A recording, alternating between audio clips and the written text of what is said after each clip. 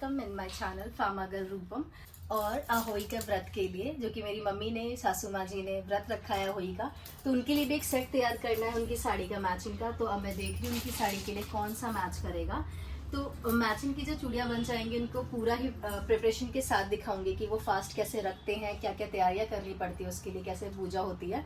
तो उसके साथ ही मैं सारा चीज़ें आपको एक्सप्लेन करूँगी, ठीक है। तो फाइनली हमारा ये सेट कंप्लीट हो गया और मम्मी के लिए ये सेट बनाया है मैंने, जो कि उनकी साड़ी के साथ मैच कर रही थी। तो मम्मी ने कहा कि मैं यही चूड़ियाँ पहनूंगी, तो हमने ये सेट रेडी कर दिया है।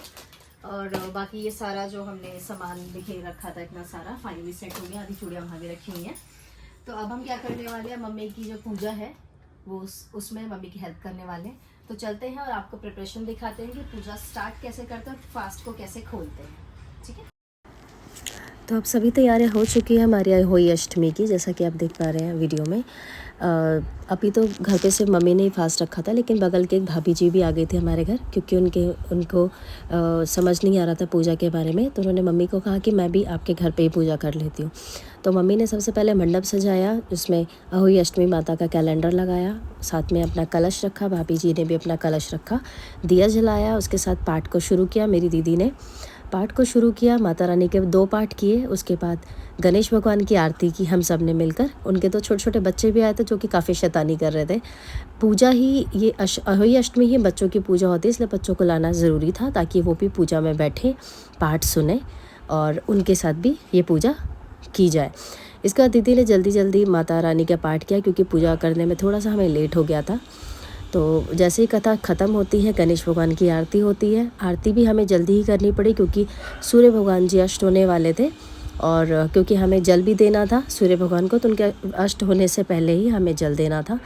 फिर जल्दी जल्दी कथा ख़त्म करने के इस व्रत में एक चीज़ और मैं आपको बताना भूल गई। इस व्रत में जो माताएं व्रत रखती हैं वो पूरे दिन निर्जला व्रत रखती हैं, पानी भी नहीं पीना होता है, ना खाना होता है। तो जैसे ही पूजा हमारी समाप्त होती है, इसके बाद हम भोग बनाते हैं। भोग से पहले एक काम और है, सूर्य भगवान के अष्ट होने से पहले सबसे पहले सूर्य भगवान को जल देना है। हम जल्दी जल्दी जल देने गए, तब तक सूर्य भगवान जी बिल्कुल ही अष्ट होने ही वाले थे। तो जल देने के बाद हम वापस आते हैं, मत्था टेकते हैं, माता रानी का शुक्रिया करते हैं। उसके बाद हम किचन में गए। मैं और दीदी जल्दी जल्दी हमने भोग का सामान बनाया, पूड़ी, पुए और हलवा। आपकी जो भी श्रद्धा अनुसार आप अगर कुछ और भी बनाना चाहे तो बना सकते। मेन ये 3 ही प्रसाद होता है। उसके बाद हम इंतज़ार करने लगे शाम होने का, क्योंकि रात में तारा देखने के बाद ही हमारी ये पूजा कंप्लीट होती। तो आरती करने के बाद हम सब बैठकर थोड़ा सा हमने भजन कीर्तन किया भगवान का। तब तक रात हो गई, रात निकल आई। छत पे गए हम। छत पे जाने के बाद हमने देखा कि कई सारे तारे टिमटिमा रहे थे। मम्मी और भाभी ने फिर वहाँ पे पूजा करी। ये पूजा बिल्कुल जैसा कि मैंने एक्सपीरियंस किया है, ये पूजा कुछ तो हमारे करवा चौथ की तरह ही थी, लेकिन ये लड़कों के लिए होती है, बच्चों के लिए होती है, जिसमें हम चांद की जगह तारे देखते। इस तरह ये व्रत संपन्न हो जाता है। अहोई अष्टमी की पूजा हो चुकी है, जैसा कि आपने ब्लॉग में देखा है। अब मैं वो सामान आपको दिखाने जा रही हूँ जो मेरे मायके से है, मेरे फर्स्ट करवा चौथ पे। ये चीजें मैं आपको पहले ब्लॉग में दिखाना भूल गई थी। तो ये सामान है जिसमें श्रृंगार का सामान और कपड़े आते हैं, जो कि मेरे लिए हैं। इसके साथ एक पाजेब और बिछिया भी है। चूड़ियाँ हैं, श्रृंगार का सामान है। सासू माँ जी के लिए साड़ियाँ हैं, श्रृंगार का सामान है, चूड़ियाँ हैं। ये पापा के लिए रुमाल है। बाकी ये मट्ठी का सामान, मिठाई है। मिठाइयाँ तो हमने खोल ली थी। ये मीठा सामान है, नमकीन है। और ये मेरा कलश है, करवा है, जिससे मुझे हर साल पूजा करनी है। और ये ड्राई फ्रूट का डब्बा है।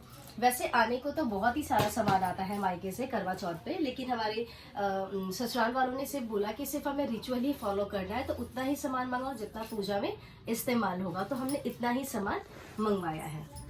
एक प्यारा सा मैसेज है आप सभी के लिए, ससुराल वालों के लिए, कि जितना सामान, जैसे मेरी फैमिली ने ये चीज़ें समझी कि मायके वालों पे ज़्यादा बर्डन ना हो, तो उनके हिसाब से उन्होंने रिचुअल फॉलो के लिए सिर्फ थोड़ा ही सामान मंगवाया। तो अगर बाकी फैमिली भी इस मैसेज को फॉलो करेंगी, सामान थोड़ा कम मंगाएंगे, तो मायके वालों पे थोड़ा बर्डन कम रहेगा और ये प्यार भी बना रहेगा दोनों फैमिलीज में। तो आप ये ज़रूर इसे पास ऑन करना अगर अच्छी लगे। अगर आप में कुछ और रिचुअल फॉलो होती है तो वो आप कमेंट में मुझसे ज़रूर शेयर करना। ब्लॉग मैं यहीं पे फिनिश करना चाहूँगी। आप मेरा पूरा ब्लॉग देखें, कमेंट करें, शेयर करें एंड सब्सक्राइब करें। Thank you so much.